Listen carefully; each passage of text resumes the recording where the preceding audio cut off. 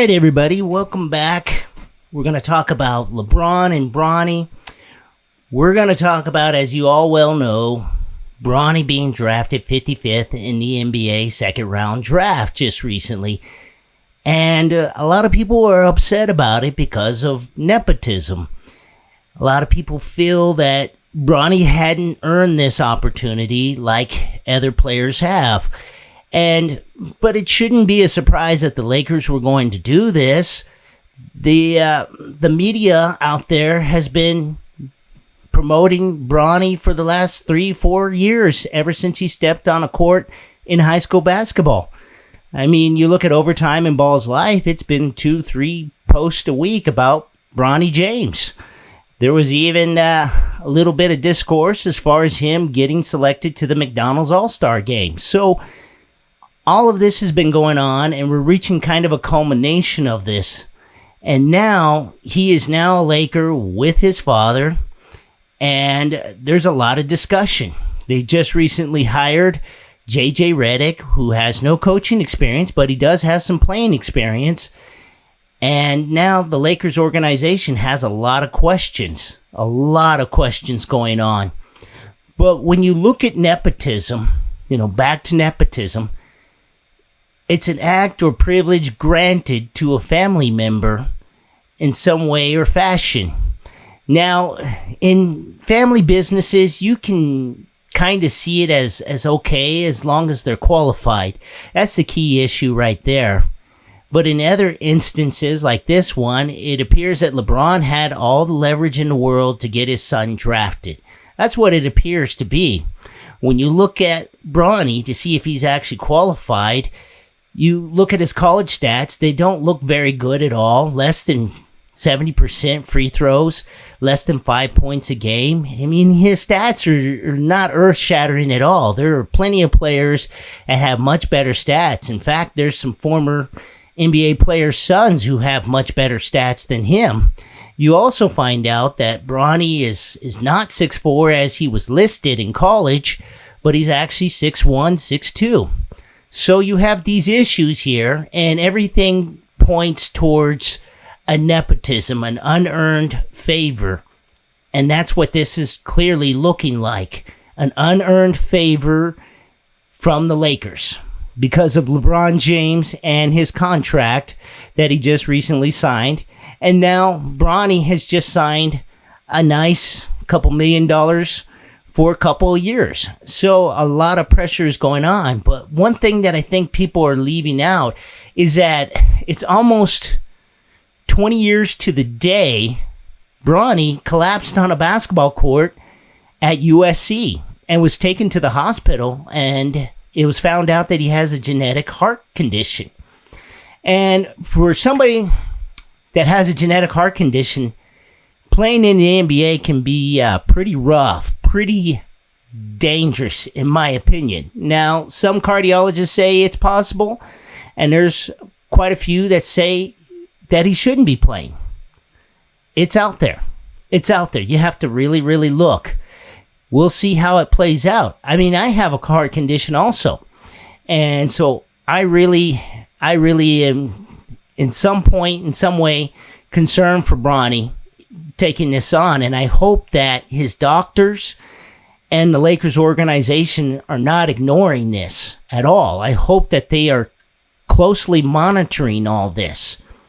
But when you get down to it and you look at the organization, the Lakers, and how they responded to this draft pick, they are basically saying that, hey, we just made history with a father and son duel. We're going to make history. They haven't said anything about what they plan to do with Bronny. Is he going to be a point guard? Clearly, that's about his size right there. He fits within that point guard position. Is he going to be working with people? Is he going to be working out, getting his shot better?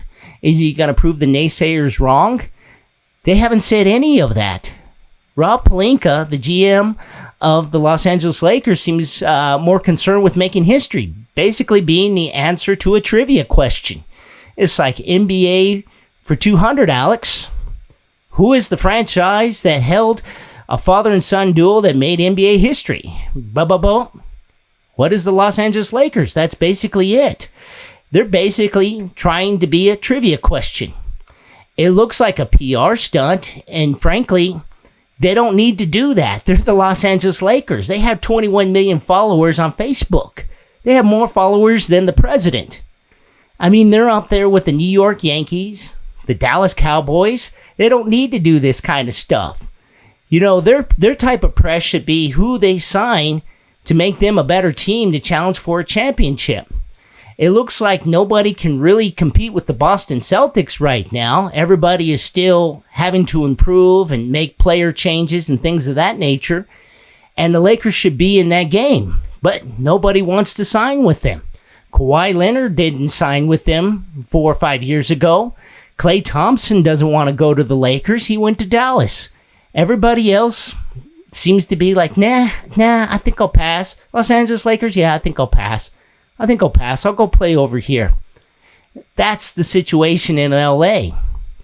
And then Jerry West, he passes away. May he rest in peace. The logo seems to have been all but banished from Laker history by owner or controller Jeannie Buss.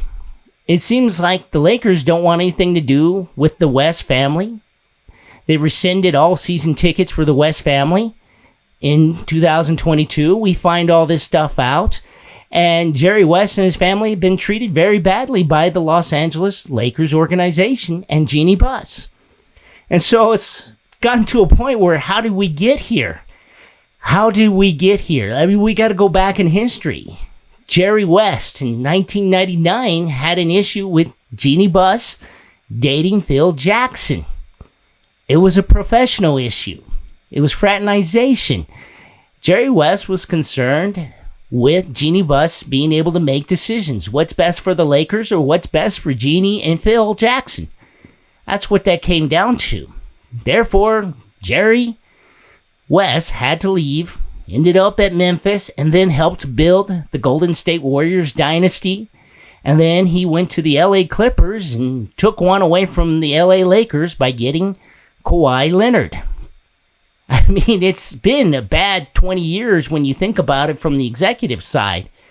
And then here's Jeannie Buss. Well, she gets really mad at her brother, Jim Buss, and Mitch Kupchak, and she fires them. And I think that was with the help of Magic Johnson, who then joined the organization.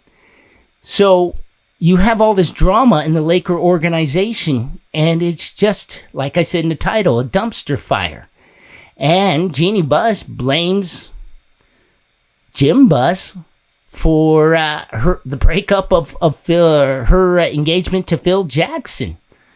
And if you look at that story, it appears that Phil Jackson would only come back and coach for home games, but not road games. And that really doesn't work for any professional franchise.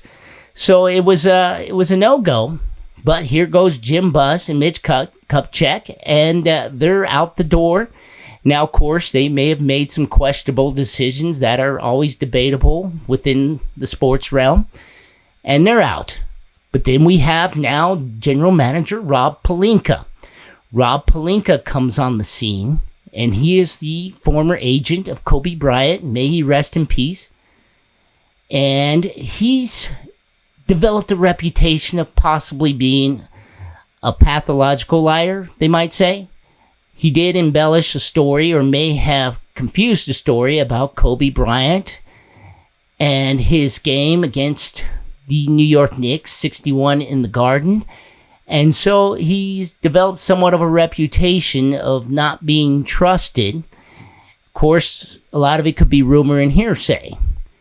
But he worked alongside Magic Johnson, and then Magic Johnson decided to leave the organization because he was no longer a top decision maker, according to Magic Johnson. And Magic Johnson claims that Rob Pelinka backstabbed him. Now, the narrative is that they made up after the Lakers won the bubble championship. Okay, but mainly when you read the stories about all that, it's mainly Rob Pelinka saying, well, we we're good, everything's good. But Magic Johnson, of course, isn't back with the Lakers. He tends to have moved on. Throws a few nice quotes out to the media about the Lakers and Rob Pelinka, and that's about it. So then now we move on forward to LeBron James and coaches. He's blowing through coaches right and left. Darvin Ham, Luke Walton, on and on and on. In fact, no coach has ever survived LeBron James, except for Eric Spoelstra over at the Miami Heat. It seems to be that Pat Riley is the only one that's ever stood up to LeBron James. And when you think about all this and you look at the whole situation, Bronny James getting drafted, so on and so forth, you have to ask the question, has LeBron James ever really sacrificed? Sure, he took a pay cut here or there, but has he ever really sacrificed his game or ever really worked with anybody to really create a dynasty? I would say no. The Miami Heat is the closest thing. Dwayne Wade and the Miami Heat is the closest thing. And that's what I'm getting at. And the same pattern of behavior is going on with the Lakers now. And they don't seem to really have any answers towards the future. They can't sign anybody. They hired J.J. Reddick, who was with LeBron James on a podcast, and they claim that they never talked about the head coaching position. And yet, here's J.J. Reddick as L.A. Laker coach. UConn's Dan Hurley doesn't want to be the Lakers head coach. It's one of the top jobs in the world as far as professional sports is concerned. We're finding out that, J.J. Reddick is trying to build a staff, and he's having all these coaches turn the job down as far as assistant coaches. They can't seem to find anybody other than Scott Brooks and Nate McMillan. They've just recently signed on, but it's been a difficult process. And J.J. Reddick seems like a passive-aggressive type of individual, and I'm just wondering how they're going to get along. LeBron James and J.J. Reddick. I'm just wondering how this is going to work, because they both seem to be sensitive type people, defensive at times, and this all could be a dumpster fire. And poor Bronny is stuck in the middle of all this. And I hope he's being taken care of, especially with his health. And the whole thing looks to be a very stressful thing for Laker fans. And I've got to propose a theory. You look at LeBron James and his relationship with the Lakers. It seems to be going very well. You have him and Jeannie Buss and Linda Rambis together, and it looked like two Cougars fighting over a cup. And it looks to me like Jeannie Buss really isn't in control anymore of this franchise. And I wouldn't be surprised if LeBron James, after 2-3 years, tries to buy the franchise, along with the help of Clutch Sports and an ownership group. I wouldn't be surprised at all. And all these moves seem to be leading that way. Rob Pelinka, all of this seems to be leading that way. It's just a theory, though, of course. It's not a hypothesis. So we'll have to see how it all plays out. But it doesn't look good right now, and it doesn't look like they want to really win. That's the bottom line. And I feel sorry for Laker fans. I really do. But with that all being said, I'm going to talk about NIL next week. I'm going to talk about name, image, and likeness and college athletics. If you had told me that USC and UCLA would be in the Big Ten 15 years ago, I probably wouldn't have believed you, and I probably would have laughed at you, maybe. Maybe I might entertain it, but honestly, I would have never saw it coming.